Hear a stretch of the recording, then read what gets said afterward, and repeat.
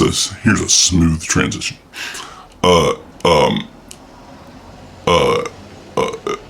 The fact that trains that only get longer and longer, that have only been getting longer and longer, right? Don't have fucking real brakes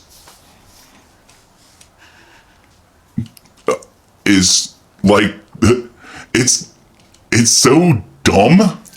Yeah, you're referencing the East Palestine and all the other ones, and you called me and left me a voicemail recently talking about the Obama regulation and all that shit. So here's the full story on that. During the Obama administration, they were pushing for more regulations on the trains. They weren't pushing for all of the needed ones, but they were at least saying anything with like oil and gasoline needs to have these upgraded brakes. You watched the exact same thing that I did. Maybe, or whatever, but we got the same info. But then Trump came in, he said, no, you don't need those brakes regardless of what the train is. And then all of these fucking train crashes have been happening. Now, was the Obama regulation that they actually got through gonna stop any of that? Maybe not, but at least there's a step in the right direction. But they are fighting against the same industry lobbyists that the Trump administration. Sure, fighting. Yeah, but I mean, at least you know, the Obama administration was saying, okay, there needs to be regulations. Let's negotiate about them or whatever. Versus Trump and the Republicans saying, we don't need any regulations. The market will regulate itself.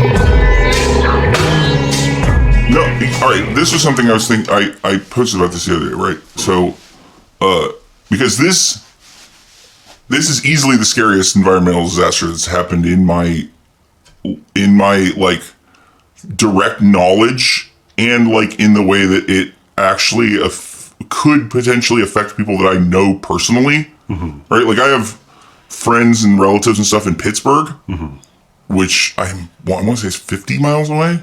It's not far. Now, granted, they're in the mountains, which helps, but they're all in the Ohio River Basin, but anyway, this is by far the scariest thing I've ever fucking seen. Right? Like this is so scary, and the implications of it are so scary.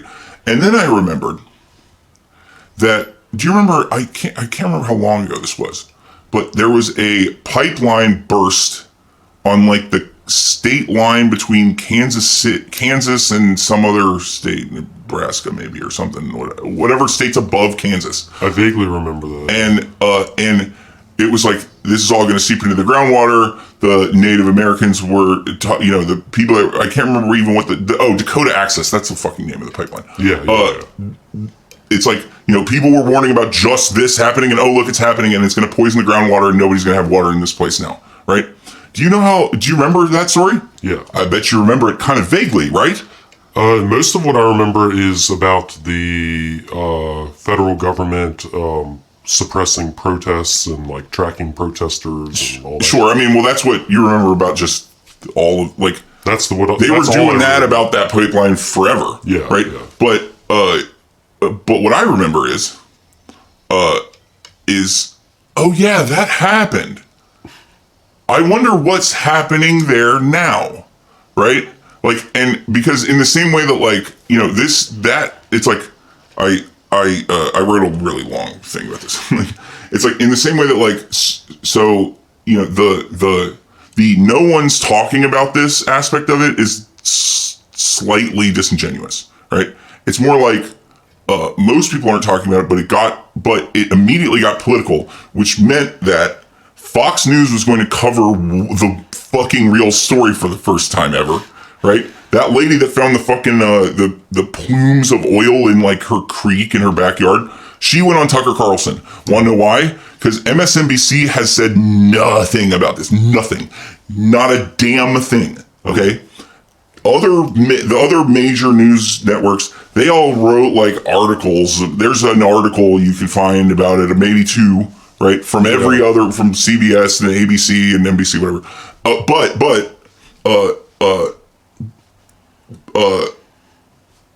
The rest of it is happening on the internet, right? And which means that it's being talked about more than the people who say that it's not being talked about, or whatever. But what will happen, and the thing that the people who are screaming about it not being talked about now don't get that they're like feeding into, right, is that it's going to not be talked about, and that's when you should start screaming about it not being talked about.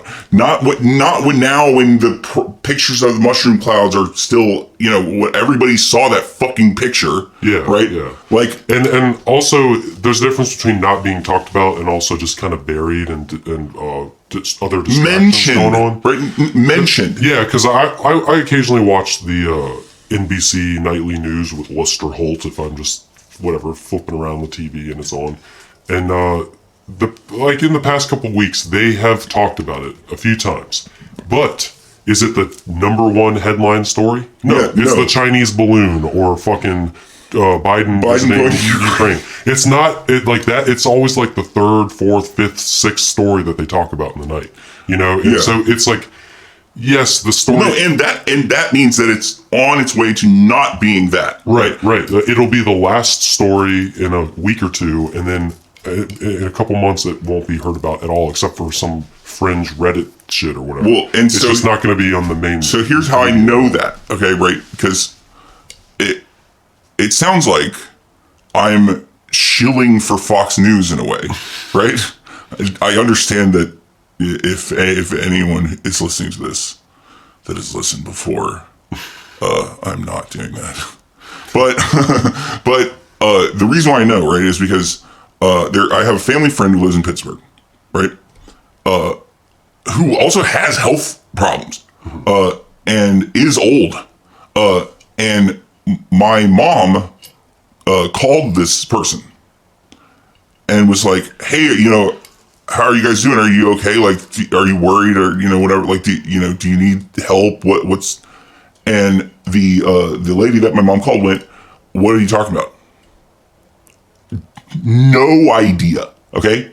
Didn't know what happened. Didn't know what my mom was talking about at all. This was a week ago. Oh, wow. And my mom was like, "Oh, there's this train, dude. It's 50 miles away." Nothing, right? Like really? Yeah. And it's like, I know why. She doesn't, they don't know why, but I do. And it's because that lady watches MSNBC all the time, right? That's her news, right? In the same way, and I used to think that this was a bullshit comparison because, like, it's, well, at least the libs fucking tell, like, some of the truth sometimes, right? But if the libs want to squash a story, they'll do it. They will do it, and they'll do it in a way that has more legitimacy because they also can say like, "Oh, Fox News is focusing on," and they're right about this part, right? Fox News is only focusing on this because it's the Biden administration. If it was the Trump administration, they'd be squashing this story. And it's like, yeah, but you're squashing the story, right? Because it's you guys' guy, and the fact that I've seen the amount of literal psychopaths that I have seen that have said, like, "Oh, that's what you get for Republicans, Ohio, ha ha," right, is bananas to me, because it's like, you guys are aware of, like, the Republican wars on voting, etc., right? Yeah. Like, you guys should know this, right? But no, they don't. Right? Yeah. And they think any red state they're all a bunch of hillbilly idiots and whatever. And they're all that, which the fact that you lib, whoever you are, have like 2 Trump uncles, right? That's about the ratio, right? Like, it's like, how the rest of your family is like normal and then you have 2 crazy people in your family? Yeah, that's about it, Yeah. Right? That's about the ratio to the country. But guess what? Every single one of those fucking stupid idiots votes. Right. The two Trump uncles show up at every fucking election. And every nice black church lady who likes the Democrats can't vote because she just can't find right or doesn't have, whatever. Or got purged because she... Yeah, or got purged for no reason. Yeah. Right? Like, it's like, don't you guys know? Right? And so the point of me saying all this, right, is that the amount of disasters that were like, oh, that looks bad, that are now absolutely gone, right? The fucking, because I was just trying to think of them, right? The thing in Kansas. Oh, yeah, you remember that?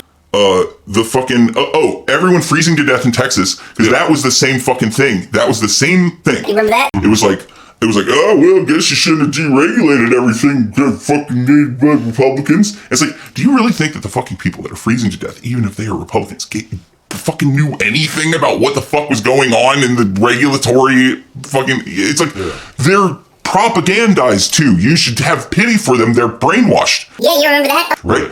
But they don't, even though their brainwashing says that they should have pity because the other side is brainwashed. Right? Yeah, like it's like the equivalent of if there was a huge earthquake in North Korea and a huge portion of their population died and be like, oh, stupid North Koreans, they're whatever. Like it's like that's the perfect example because you should feel bad for these people. They're brainwashed. They're fucking and they're people. Yeah, they're people.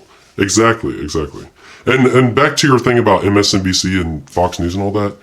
If MSNBC was smart, they would be attacking the fucking Ohio governor left and right. Which some are doing. Because he was funded by Norfolk Southern. He has I don't know the guy's name, which DeWine. It's a bad sign Mike that I don't know his name, because if you're a governor of a state and you don't turn a disaster into a fucking let's all come together, or just a big press try to make your profile bigger kind of shit or whatever. A 9/11.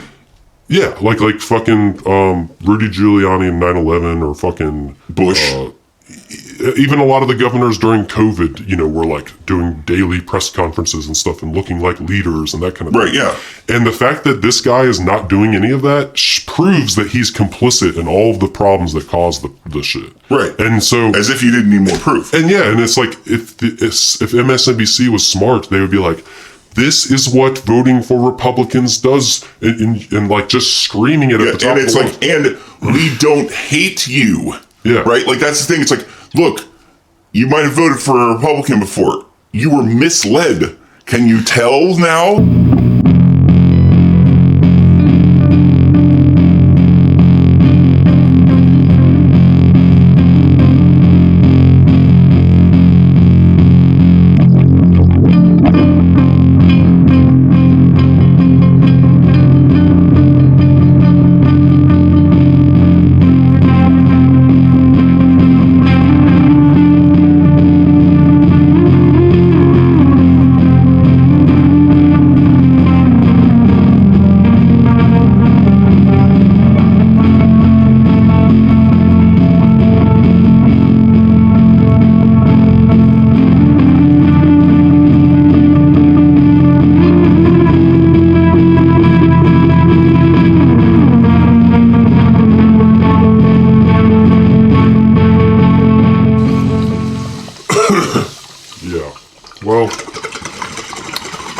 We're definitely going to see, I know Bernie recently was calling for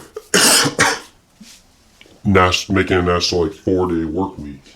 Yes. Saying we've gotten to the point where our profitability, our productive, potential or whatever is so much higher than it used to be, and people are still just working themselves to death, scraping by, Yeah. And I watched a really good TikTok video of Richard Wolff talking about this the other day. He's like, what happens when new technology comes and it makes workers more productive? Well, in a capitalist society, the owner fires half the workers. Right. You know, if the new technology makes them twice as productive, you fire half the workers, and you can do the same work with half the amount of workers. In a worker co-op, socialist type of society, you cut everyone's hours in half. Right. And it's like, which one of those is better? Which one sounds like it'd be better for everyone? This is another one of my fucking bugs, right? Is like, at what point does the anxiety over the amount of profit and exploitation that you are doing yourself personally become too much to justify the amount of profit that you actually take? I think that's limitless, absolutely limitless. I'm reminded of the the Wonder Chosen sketch where they have the kids on Wall Street, and they're asking the Wall Street guys, "Who have you exploited today?" And they're just laughing. They go, "Are you ready for the coming revolution? Yeah, yeah. How much is your head actually attached to your neck?" But yeah, the one kid's like, "Who have you exploited today?" And then like the Wall Street guy chuckles and goes, "I don't know. Hopefully no one." But it's like they don't give a fuck. They're looking at the numbers. They don't give a shit if the exploitation increases, if workers' conditions get worse. That's not a concern to them until it becomes a fucking problem, until it's a headache because of activists or strikes or whatever whatever's happening that's actually putting a thorn in their side.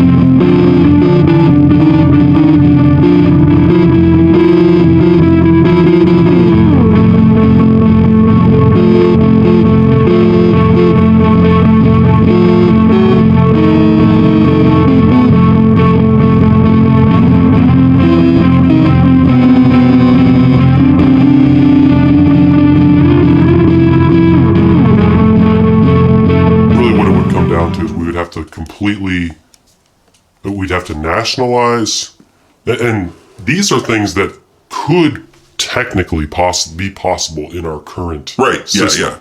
Nationalizing the rail system and making it and making it way more up to date and way more versatile as far as where you can go with it, and make it a reasonable alternative to a lot of flights. And then all of a sudden make it way cheaper, make flying more expensive and make the train cheaper. Make the train cheaper, and then because it's the same, it doesn't limit people's ability to travel. It just limits the amount of people flying. These are kind of things that really need to happen. It's the same thing with buses too, right? So like buses are all right, great, but what would be better than a bus? A dedicated fucking rail lane. Yeah, right? like in our city, they have these stupid bus lanes or whatever. Like, put a fucking rail in there. Yeah. What the fuck are you doing? Put a rail and a wire over top. You remember those? You remember trolleys? You remember how fucking every city used to have one? And that if you dug like 2 layers of asphalt down, you'd probably find the old one. Yeah. Like, it's like that kind of shit is like, that's death drive shit. That's right? Devo. Yeah. De-evolution. Well, but it's also like moving backwards in a lot. It's also these people, right? The people that we're talking about taking their jets, like, they want to be the last people, right? And they aren't allowed to do what the fuck. They're not allowed to do that. They have a plan for climate change, and that plan is to make their lives as comfortable as possible. Yeah, until they are dead. Yeah, like basically collect enough wealth so that the problems of the world don't really affect you, or they only marginally affect you. Like that's their goal. That's their whole drive. You know, if they have $10 billion, their drive to get $100 billion is so that when climate change and the fucking climate refugees and the climate wars and all these things happen in our lifetime, probably, they will just, they'll just float around to whatever countries not war torn at the time and just, you know. Do you know about the clock? The clock. It's in Union Square. It's a clock that's counting backwards. And right now it's at like almost 7 years. Okay? And it's a clock that counts down the time that we have until there's no turning back from whatever is going to happen at all. Yes, I remember them talking about it maybe 2017, 2018. You were hearing a lot about it. They were saying 10 years, 10 years. So now it's 7. Now it's 7. And literally nothing has improved in like. No, and it's actively gotten worse. Yes.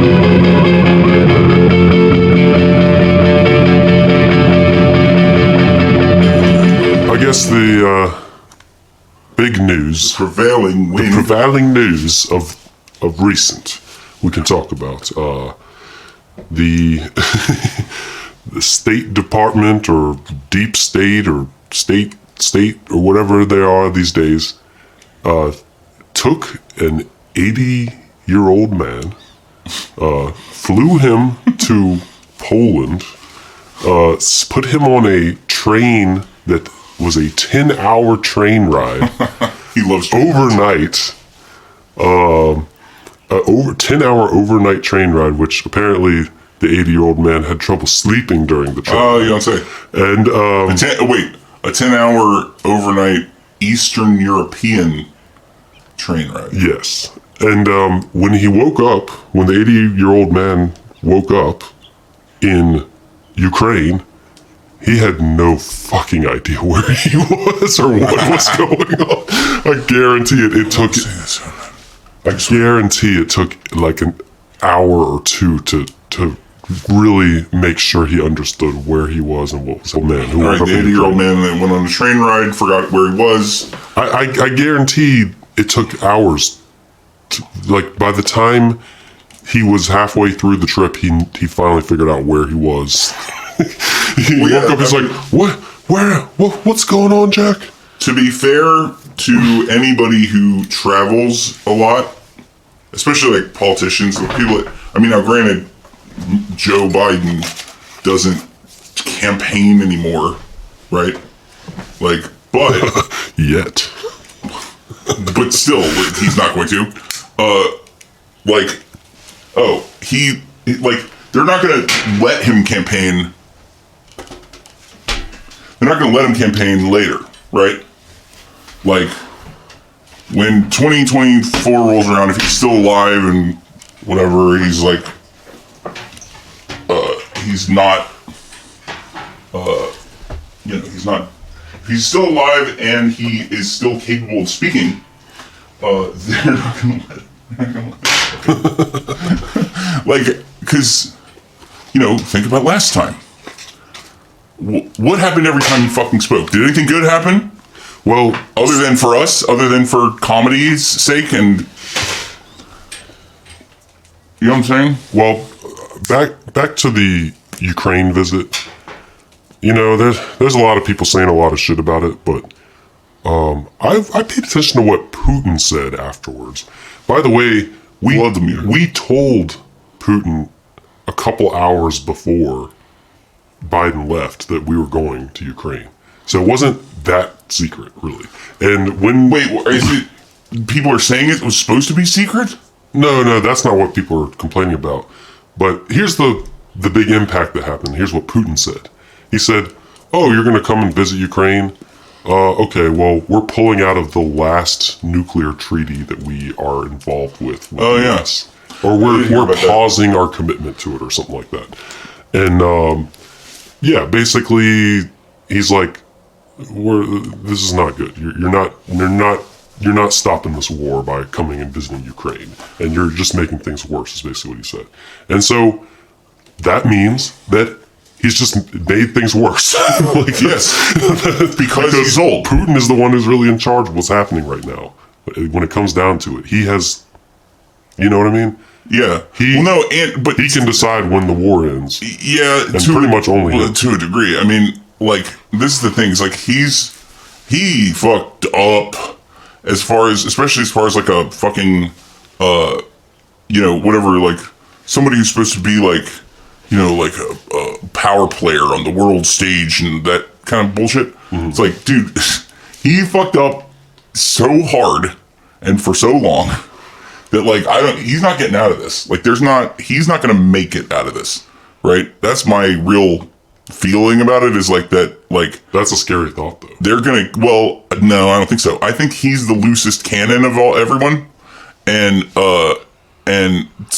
eventually they're gonna have to kill him. Fucking, well, if he's talking about nukes, it's gonna be the fucking KGB, as they should, as they always have. If it, it's like if it, or whatever, or like whoever his fucking Molotov is or whatever, one of the, Stalin, whoever his Stalin is, right? Like is gonna slit his fucking throat, and good. Well, apparently there was some Russian higher up or whatever that. No, I can't remember the story, but the original story was that he died of a heart attack or something, but he actually died of suicide. Oh, he was the Belarus ambassador to Russia or some shit like that. Oh, they killed him? Jesus Christ. No, he killed himself because he sees the writing on the wall, which is Russia. Belarus is next. They're in the next Ukraine. Well, no, but Belarus they're in. Right now they are, yeah, but there was leaked documents recently that Russia's planning in the next 15 years to invade. Yeah, and they think real long term with this shit. It's not going to happen next year, but they're gonna try and make that part of Russia too eventually. All right, that's the goal. Well, it already fucking is. Jesus Christ. Like, I mean, I still think. I mean, fucking unpopular opinion now. I still think that Ukraine is part of Russia. Fuck that shit. It's all part of the Soviet Union. No one cares about. It's like nationalism is stupid. Full stop. Period. The end. Right. But nationalism in like fucking former Soviet satellites is the fucking dumbest thing in the world. What has that ever gotten you?